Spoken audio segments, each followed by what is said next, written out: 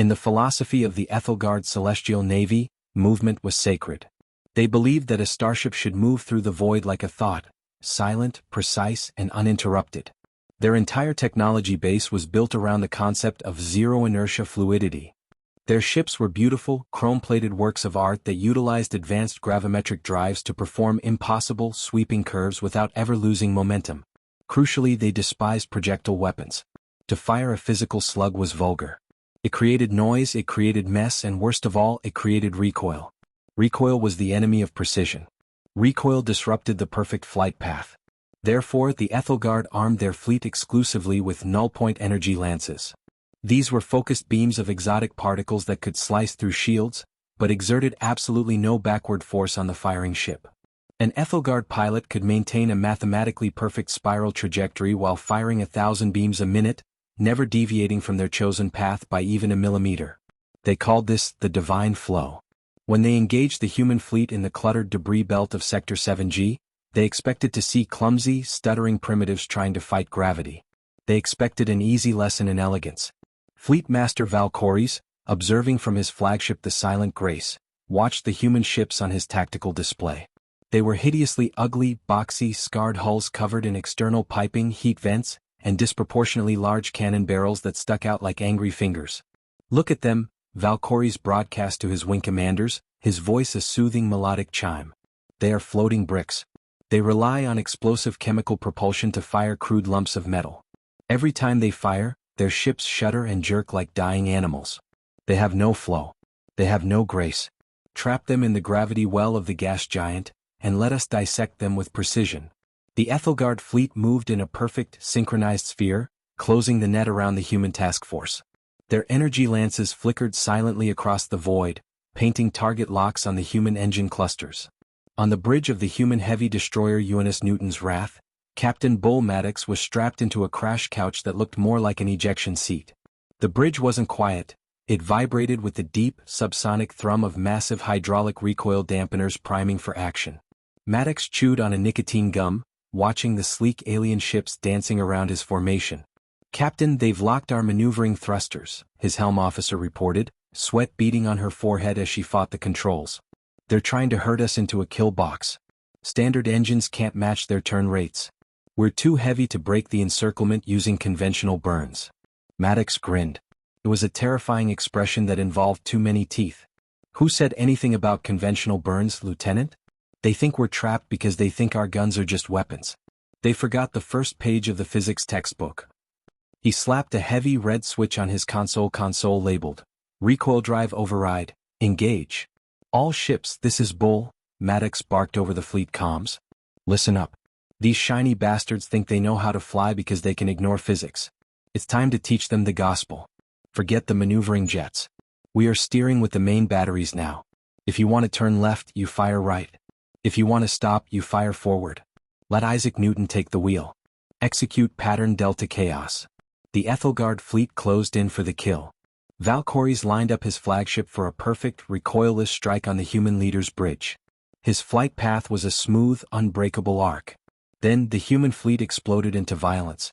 The Newton's Wrath didn't fire its small maneuvering thrusters to dodge. Instead, its massive, spinal-mounted 800mm mass driver cannon, a weapon that ran the entire length of the ship, fired. It fired a solid slug of ferrous tungsten the size of a small shuttlecraft at a significant fraction of light speed. The physics of the event were catastrophic. According to Newton's third law, for every action, there is an equal and opposite reaction. When you accelerate a multi-ton slug to relativistic speeds out of the front of your ship, the backward force exerted on the ship itself is unimaginable. The Newton's Wrath didn't just shudder, it was violently kicked backward, accelerating in reverse at 20 gs in a fraction of a second. Valkyries' perfect energy lance sliced through the empty space where the human bridge had been half a second earlier. The human ship hadn't just dodged, it had performed an impossible, instantaneous vector change that no conventional engine could ever achieve. It was a maneuver born of pure, brutal violence. And the slug? The slug was just the bonus.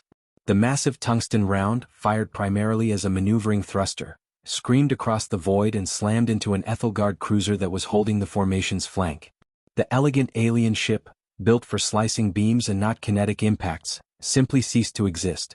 It was atomized into a cloud of sparkling dust by the sheer transfer of momentum. By the great flow. Valkyrie screamed, his calm demeanor shattering as his tactical display turned into a chaotic mess of red warning lights. How did they move like that? Their engines were cold. That vector change is impossible. The battle instantly devolved from a graceful ballet into a brutal, chaotic mosh pit. The human ships were no longer flying, they were thrashing. Every time a human ship needed to turn, dive, or accelerate, it fired a massive cannon in the opposite direction. A human frigate, bracketed by 3 alien interceptors, fired its broadside kinetic batteries simultaneously. The massive recoil sent the frigate spinning wildly out of the trap on a crazy, unpredictable corkscrew trajectory. The alien targeting computers, designed to track smooth curves, couldn't keep up with the violent, jerky movements.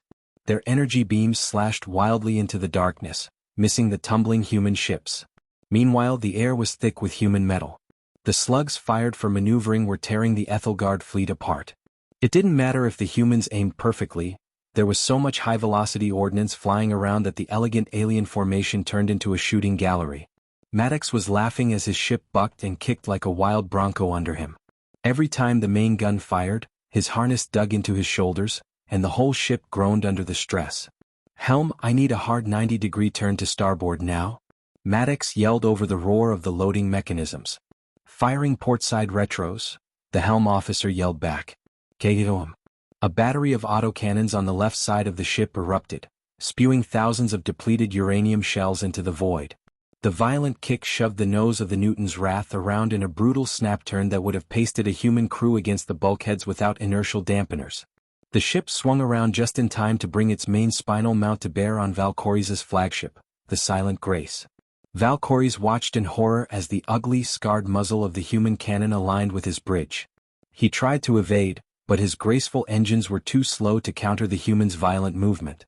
"They used the violence of their own weapons to fly," Valkyries whispered, finally understanding the horror of the human tactic. "They are masters of the crash." Maddox didn't hesitate. "Fire for braking thrust." The main gun roared again. The recoil slammed the Newton's Wrath backward, stopping its forward momentum instantly.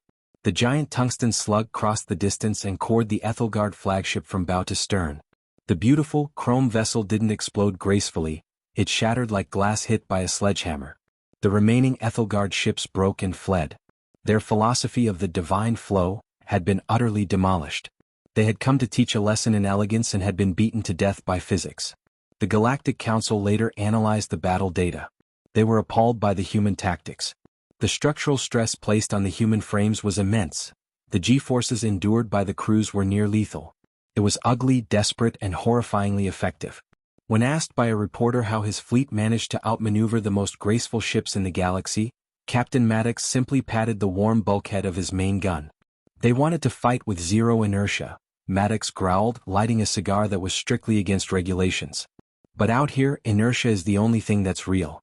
We don't fight the recoil, son. We ride it. Every time we pull the trigger, Isaac Newton is back there kicking us in the ass, pushing us exactly where we need to go. And God help anyone standing in front of the push." Humanity had proven the ultimate physical HFY truth. You can have the sleekest engines and the most perfect theories in the universe.